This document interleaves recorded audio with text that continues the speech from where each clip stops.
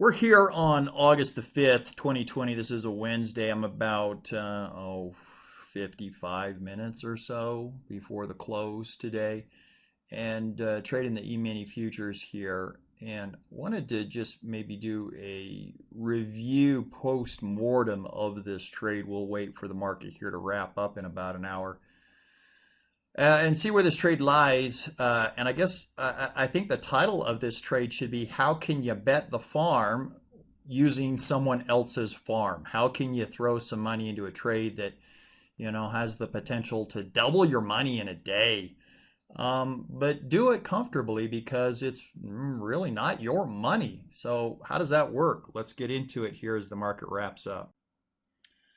Last minute and a half of trading, winding down this quote unquote free trade or this subsidized trade. And it doesn't look like it's going to work. $2.41 is my net cost into this option position, this long option position. And it looks like I just closed them out at 5 cents. Just got 5 cents back on them. So let's analyze this, take a look at it. All right, market's closed, and I wanted to go through my day's trading experience here on the E-mini futures and talk about this idea or concept of what I call subsidized trading, or essentially trading with other people's money. How can you bet the farm by using somebody else's farm, right? So you guys know this if you followed me and my trades for a while here. My general approach to trading, I mean, my goodness, my Twitter handle is Theta Seller, right? I mean, going back as far as I can remember here as a trader, whether it is just a straight naked trade, selling calls, selling puts, whether it's a spread, whether it's a calendar, whether it's a diagonal, it doesn't really matter what the trade is.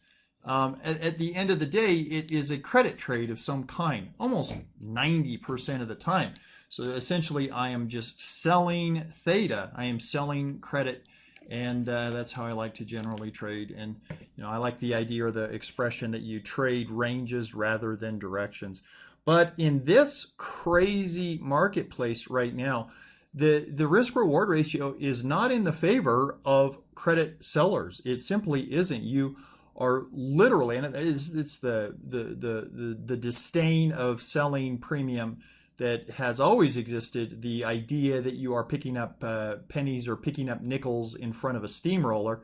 Well, that's really true in today's marketplace. The risk reward ratio for selling premium is not what it has been back in times when there was not the volatility like we see today. And so I am starting to do more directional trades, but I would like to do it in a subsidized manner.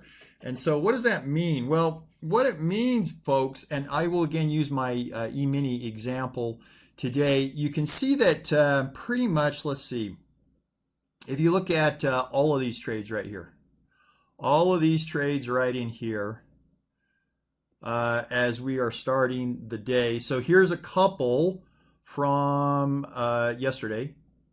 That was the 4th. Today, obviously, is the 5th. So I put those on initially, I think last night, and then I added to that today, and then I took these ones that I did last night.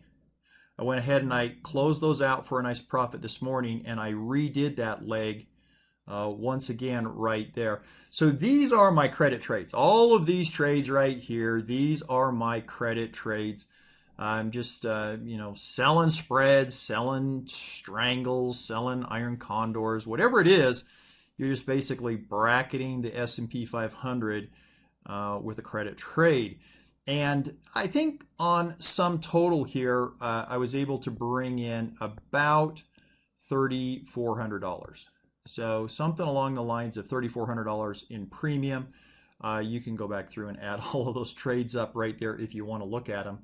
I kind of get an idea of that, but I think about $3,400 was the total sum of the premium that I brought in on those trades. Now, going into the market close this last week, we have seen this sort of convergence of things happening where you get a vol crush, you get a flattening or a smash in the VIX, and you get the dollar selling off, and all of these things, of course, conspire to push the market up this last half hour or 45 minutes of trading. And so my idea today was, hey, I'd like to take a directional play on this and see if we could maybe double our money. That would be the goal, right? Double our money going into the close today. So could we do a one-day trade that could double our money?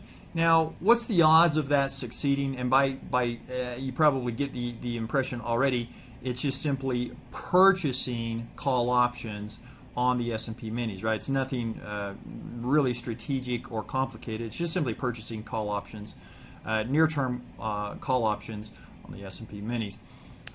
So you don't need a lot of movement to double that money at the close, and so that's a realistic goal, I guess. But is it probabilistic? Is that the right way to say that? Is it probabilistic? Is the probabilities of that actually working in our favor? Probably not. Generally speaking, when you look at a POP, when you look at the probability of profit on a straight purchase like that, maybe you're in the 30%, 35% range. It might get as high as 40% if you're close to in the money on that. But it merits doing if you can do it in a subsidized manner, if you can do it with someone else's cash. So you can see I came in here and at about 9:40 a.m. Mountain Time, purchased my first call option. These were the 33.25 strike prices. Purchased it at $3.20. Market kind of maintained itself, but just drooped a little bit.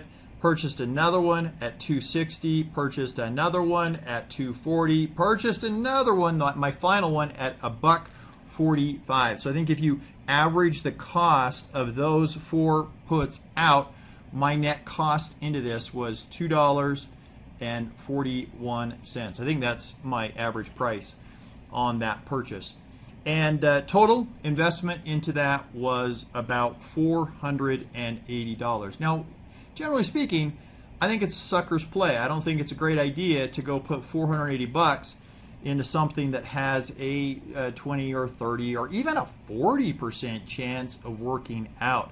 But in this case, where did that $480 come from? Well, it's subsidized from this $3,400 of premium that I brought in here. So am I willing to bet the farm? Well, sure, I am willing to bet the farm when it's somebody else's farm. When I'm taking some of the profits that I've generated over here to place that wager, to place that bet, then that is when I'm interested in doing a directional trade. How'd it work out for me today? Well, you can see where we closed at. We closed at 33.20. I was purchasing the 33.25s, so it did not work out. I ended up, you can see right here, I ended up buying those back, or excuse me, selling those at 5 cents. So got in at $2.41, got out at 5 cents. Now, I'm not a math major, didn't go to math college, but that's a loss in my book right there. Buying something at $2.41, selling it at 5 cents. But I'm okay with that, and I was okay with that going in. I was willing to commit this $480 because I knew it was coming out of this $3,400 of credit income that I had received by selling those. And you know what? At the end of the day, a $2,900 profit trading the E-minis, I'm okay with that. I'll take a $2,900 profit day all day long. I just wanted to show that to you in terms of how to take risks. You can take risks. I don't have an issue with just simply buying puts and buying calls and hoping for the best, as long as it is done in a subsidized manner.